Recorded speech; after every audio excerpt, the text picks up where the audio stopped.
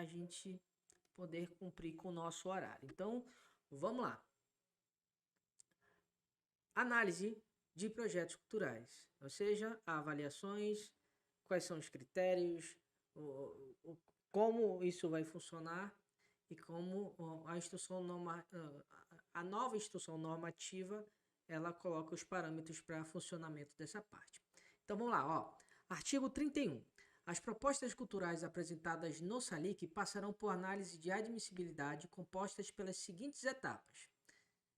Exame preliminar de admissibilidade da proposta, sendo arquivada pelo Ministério da Cultura a proposta que contrarie qualquer regulamentação relativa ao uso do incentivo fiscal, tem objeto e cronograma similar à proposta ou projeto ativo do mesmo proponente e apresente as mesmas características que levaram ao indeferimento de proposta ou projetos similares apresentados nos últimos 12 meses, ainda que pro proponente diverso.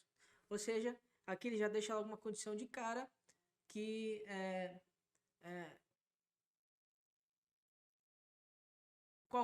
o que pode e o que não pode está sendo avaliado, né? Então a ideia é essa, então ele deixa muito bem claro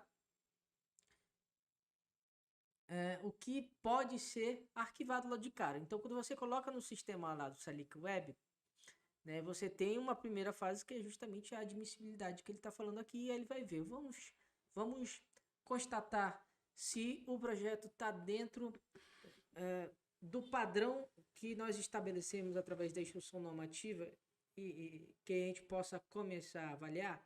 Então, logo de cara, ele já deixa isso aí. Se tiver alguma coisa que contraria justamente essa regulamentação, vai ser arquivado.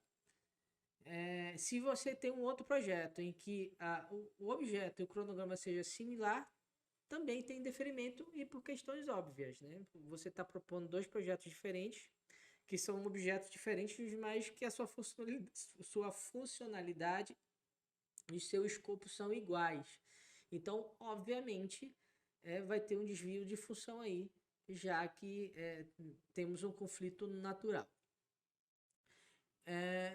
E também a questão se é similar, se ele tem particularidades de um outro projeto que já foi indefinido antes e que não teve alteração nenhuma, né, do que foi proposto, vai ser automaticamente indeferido porque você não mudou absolutamente nada. Então você está dando os mesmos argumentos que por qual o projeto foi indeferido antes. Então, logicamente, você não tem chance disso passar, já que os critérios são os mesmos. Vamos lá. Análise das informações da proposta cultural abrangendo a verificação do atendimento das finalidades previstas no artigo 1 de pelo menos um dos objetivos indicados no artigo 3º da Lei de 8.313/91, do enquadramento do projeto segundo o anexo 4 e quanto à previsão das medidas de acessibilidade, de democratização do acesso e das contrapartidas sociais, considerando as características do projeto cultural. Ou seja, o que serve de análise preliminar, que ele está dizendo aqui, atende ao artigo 3º da Lei Rouanet, está sendo enquadrado do jeito que existe um formulário que é o anexo 4 e atende a tudo aquilo que a gente explicou semana passada, ou seja, de acessibilidade, para quem tem necessidades especiais, colocou alguma coisa que possa beneficiar algum grupo específico, a democratização do acesso, ou seja, ampliar o acesso das pessoas ao consumo do projeto cultural, e as contrapartidas sociais, que a gente falou na semana passada também, que é retornar para a população tudo aquilo que está sendo investido dentro do projeto. E aí tem alguns parágrafos também. Por exemplo, o primeiro. Em caso de arquivamento da proposta, caberá um único pedido de desarquivamento à autoridade que proferiu a decisão, realizado em até 30 dias de registro. Ou seja, se tem até 30 dias para propor, argumentar e colocar em evidência porque que tem que ser desarquivado. Então, exatamente isso. Nos casos de manutenção do arquivamento referente à inadequação da natureza cultural, o pedido será encaminhado para apreciação pelo SINIC.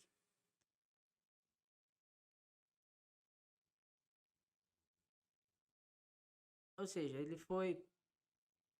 Se vai manter arquivado, não tem porquê tirar ele da gaveta, ele vai ser encaminhado novamente ao Conselho Nacional, né, de Cultura. E a partir daí lá eles vão dar a decisão final. Terceiro, o prazo máximo de análise das propostas culturais é de 60 dias, podendo ser ampliado para até 120 dias, quando se tratar de projetos de restauração do patrimônio histórico ou construção de imóveis, conforme a característica do projeto e a complexidade da obra. Aqui é interessante mostrar. Eu não lembro, quando eu coloquei projetos, eu não lembro se era de 60 dias, mas também não era um período tão longo assim. De verdade, eu não lembro quanto tempo era. Não vou falar, que senão posso estar equivocado. Mas 60 dias para analisar e 120 se acontecer de serem projetos mais complexos, isso aí dá uma margem muito boa de análise, pelo menos, né? Então eu acho que está dentro de um tempo lógico, né? De um tempo justo para que possa ser colocado para apreciação. A contagem do prazo mencionado no parágrafo anterior exclui os dias em que a proposta se encontra diligenciada. Ou seja, diligências é um fator importante dentro desses projetos e geralmente acontece com leis de incentivos, né? Municipais e estaduais também acontece isso. No processo de análise e se o avaliador necessitar de mais informações ou de mais documentações que possam comprovar aquilo que o proponente está falando, então existe uma diligência em que uma mensagem é enviada para o proponente para dizer, olha, isso aqui não está legal, ou isso aqui eu não entendi, você tem que me explicar melhor. Está faltando isso aqui, você tem que me colocar mais? E aí o proponente corrige e volta de novo para análise. Então o que ele está dizendo é exatamente isso, que 60 a 120 dias retira o tempo, o período em que fica em diligência, né? Que é justamente para essa questão de reconstruir alguns pontos do projeto. Artigo 32. Após o exame de admissibilidade, a proposta será disponibilizada por meio do SALIC para conhecimento e manifestação do SINIC quanto à pertinência da proposta e seu enquadramento em até 5 dias. Ou seja, primeira fase ele foi aprovado, e aí ele tem até 5 dias para ser jogado pela comissão de avaliação, e daí ele parte para uma outra etapa de análise do projeto. A ausência de manifestação da SINIC no prazo estabelecido ensejará o prosseguimento da proposta conforme o exame de admissibilidade. Ou seja, passou 5 dias e não tem resposta, então automaticamente ele vai continuar o trâmite dele. Então, quer dizer que não teve nenhuma manifestação contra o que possa impedir o andamento do projeto, então ele vai seguir a vida dele. Parágrafo 2º. A partir do registro no SALIC, abre-se o prazo recursal de 10 dias dirigido à autoridade que proferiu a decisão, caso haja divergência de entendimento por parte do proponente quanto ao enquadramento conferido. Então, como eu falei nas últimas vezes, você pode o projeto pode ser colocado no artigo 18 ou no artigo 26, que tem cada um suas características, alguns tipos de isenção e por aí vai. E aí o que ele está dizendo é o seguinte: se você achar que o artigo que foi enquadrado no seu projeto não é aquele que deveria estar, então você tem até 10 dias para enviar uma resposta e dizer que ele poderia mudar essa decisão por uma outra e comprovar a necessidade, logicamente, disso. Nos casos de manutenção da decisão do parágrafo 2º, o pedido será encaminhado para apreciação pela SINIC. Ou seja, volta para a comissão para entendimento se realmente precisa mudar ou não o enquadramento desse projeto. Artigo 33. A captação poderá ser iniciada tão logo seja publicada a portaria de autorização para captação de recursos no Diário Oficial da União. Então, para quem não tem tanta experiência, você tem um projeto aprovado, você recebe um certificado para captação e esse certificado ele é disponibilizado logo depois que o Diário Oficial da União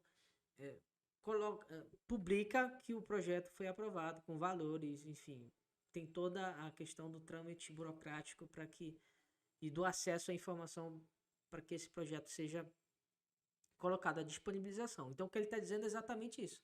Foi publicado no DOU, né, que é o Diário Oficial da União, então você pode pegar toda a documentação do seu projeto e ir bater de porta em porta das empresas para começar essa captação.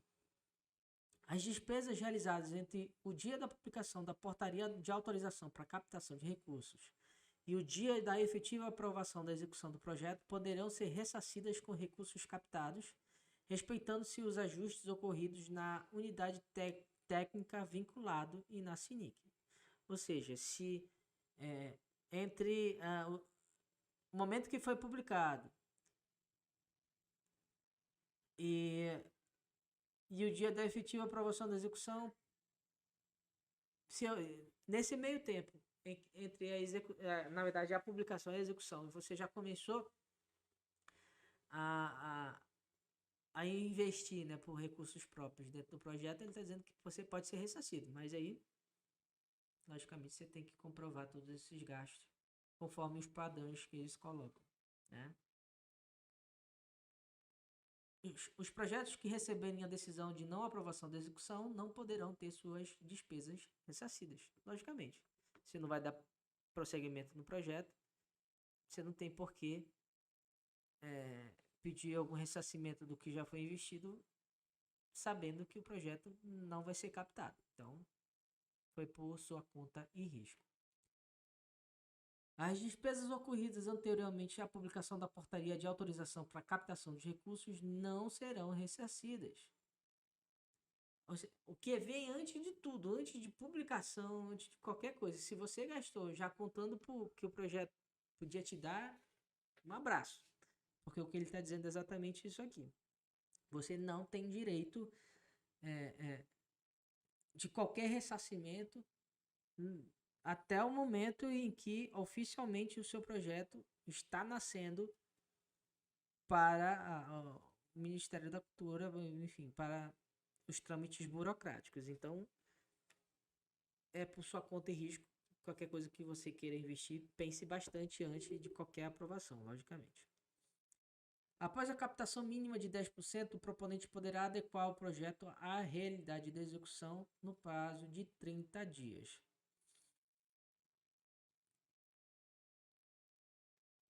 O que ele está dizendo aqui, você só pode, porque sempre você pode colocar um projeto com valor X, mas você pode ter captado o valor Y e chegar, né, para o sistema lá do Salic e dizer, olha, eu captei Y e consigo adequar o mesmo processo de trabalho com um valor diferente daquilo que eu estou pedindo. Então, o que ele está dizendo exatamente aqui no artigo 34 é isso. Você só pode pedir readequação, ou seja, alteração das coisas, quando você tiver pelo menos 10% de captação mínima. Antes disso, você não pode mexer em nada, né, em termos de execução do projeto. A necessidade de captação mínima para fins previstos no caput não se aplica a projetos de proteção de patrimônio tombado, registrado ou reconhecido pelo IFAM ou IBRAM e de acervos. Até mesmo porque são materiais sensíveis, com poucos fornecedores, né? Patrimônio histórico, patrimônio imaterial tem a sua complexidade. Então, o que ele está dizendo aqui que nesses casos você não tem a necessidade mínima de captação. Se você acha, aí sim, se você achar que, na verdade, se você tiver certeza que vai precisar trabalhar com um valor abaixo ou diferente daquilo que você tinha captado, então você está autorizado para pedir alterações nesse sentido.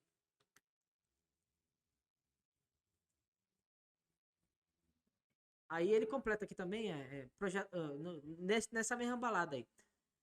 Projetos museológicos, planos anuais e plurianuais de atividades, projetos aprovados em chamamento público e edital, projetos que possuam um contrato de patrocínio ou termo de compromisso de patrocínio que garantam o alcance do percentual previsto no caput e projetos apresentados por instituições criadas pelo patrocinador na forma do parágrafo 2º do artigo 27 da Lei número 8.313 de 91.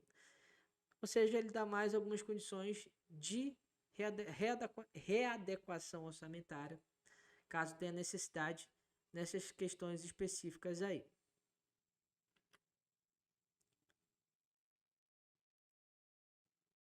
Aí ele explica mais, ó. Na adequação à realidade de execução, não são passíveis de alteração o objeto e o enquadramento.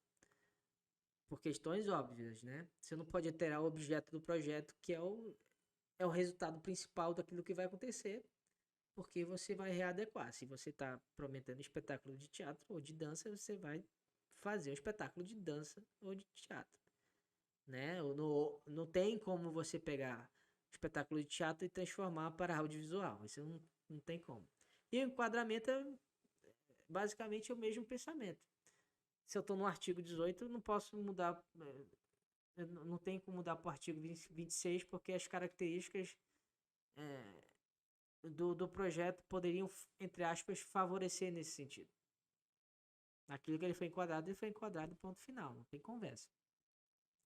O prazo máximo para a conclusão do exame de adequação é de 30 dias, podendo ser ampliado para até 60 dias no caso de projetos que envolvam patrimônio histórico ou construção de imóveis. Ou seja, também tem um período para análise dessa adequação.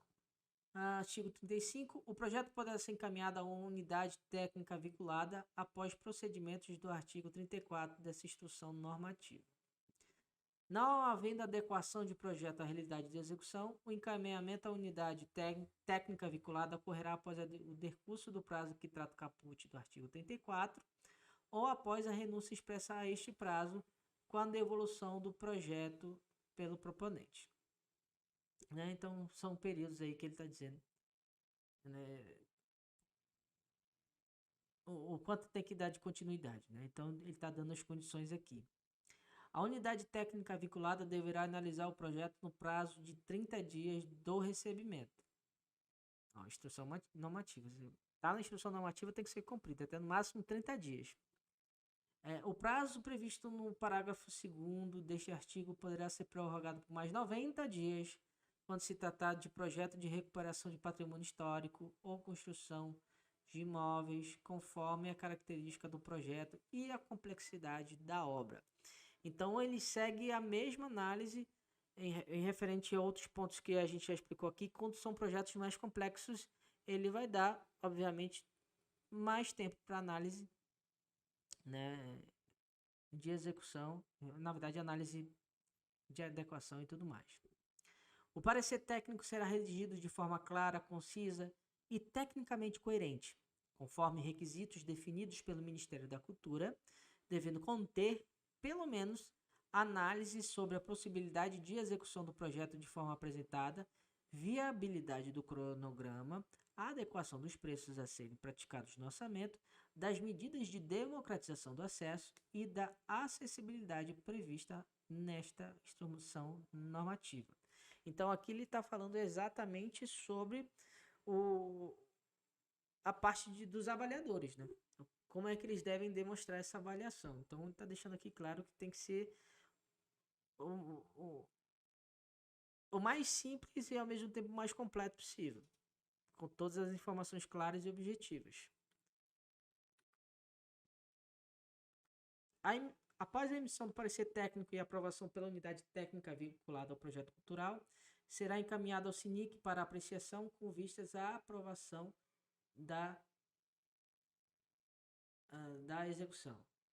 Ou seja, parecer técnico, a aprovação. Então, passa por um ponto e vai para o outro. Após o registro do parecer de aprovação da execução da SALIC, inicia-se a contagem do prazo recursal de 10 dias à autoridade que proferiu a decisão. Ou seja, quem fez a primeira assinatura ali autorizando tem mais 10 dias para proferir a decisão final. Nos casos de manutenção da decisão do parágrafo 1º, o pedido será encaminhado para apreciação pelo Ministro de Estado da Cultura. Ou seja, ainda tem mais uma etapa que é justamente com a dona Margarete aí. Havendo a decisão de não aprovação da execução do projeto, será facultada a transferência dos recursos captados para projetos aprovados do mesmo proponente, desde que apresentadas as anuências dos incentivadores de pessoas jurídicas, o que implicará no arquivamento definitivo do projeto transferidor. Então, está dizendo aqui, se você tem um projeto que não teve aprovação em nenhum ponto, de maneira nenhuma, ele vai ser arquivado, mas você já tem alguma coisa captada, você pode pedir para que esse valor captado possa ser transferido para outros projetos que você, por acaso, esteja captando e gerenciando, enfim, né, que estejam em andamento. Então, você tem essa possibilidade aqui. É isso que ele está dizendo. E, logicamente, o projeto... gente, perdão. E, logicamente, que o projeto não aprovado, gavetinha. Ocorrendo captação em valores acima do valor aprovado para a execução do projeto, será facultada a complementação orçamentária, nos limites estipulados nesta instrução normativa, ou transferência da diferença para projetos aprovados do mesmo proponente, desde que apresentadas as anuências dos incentivadores pessoas jurídicas. E aqui ele dá mais uma condição também. Se por acaso você conseguiu o milagre de captar a mais do que já estava previsto no projeto aprovado, você tem a possibilidade também de passar os valores excedidos para outros projetos que por acaso você esteja aí também trabalhando nele e aprovado, captado. Quando se tratar de projetos do patrimônio cultural ou de museus e memória, após a decisão do indeferimento do proponente pelo arquivamento, antes da execução do projeto, no todo ou em parte, os recursos captados poderão ser transferidos para outros projetos, já aprovados para captação do mesmo proponente ou para outros projetos de proponentes diversos, desde que sejam apresentadas anuências pelo proponente do projeto transferidor e pelos incentivadores, e que tais documentos sejam aprovados pelo Ministério da Cultura. Aí ele dá uma outra modalidade também para não deixar o dinheiro voltar, entre aspas, né? E aí é relacionado à memória, enfim, patrimônio cultural e tudo mais. Para esse tipo de projeto que ele está dizendo o seguinte, se a decisão foi pelo indeferimento de um projeto, o dinheiro que foi até então captado, se captado, ele pode ir para outros projetos do mesmo proponente, né, que por acaso estejam sendo gerenciados, ou para projetos de outras pessoas, desde que tenha autorização com documentação e a autorização do próprio Ministério da Cultura para que isso possa acontecer. Então, provavelmente esse tipo de casos são feitos por editais privados, né, em que você tem vários projetos de segmentos diferentes, né? Então você tem grandes empresas de vez em quando fazem os editais. Então esse é um caso que pode acontecer. Se um projeto não foi aprovado, então pedir autorização para que o dinheiro desse que foi aprovado possa ser transferido para outros, né? Com a autorização dos mesmos, né? De empresa, proponente e tudo mais. Então acho interessante isso. O dinheiro não se perde. O dinheiro ele vai ser reinvestido, ele vai ser realocado para alguma outra coisa. Isso é muito bacana. Caso o pleito de que se trata este artigo não seja aprovado ou não ocorra o pedido por parte do proponente, em um prazo de 30 dias, os recursos serão recolhidos ao Fundo Nacional de Cultura,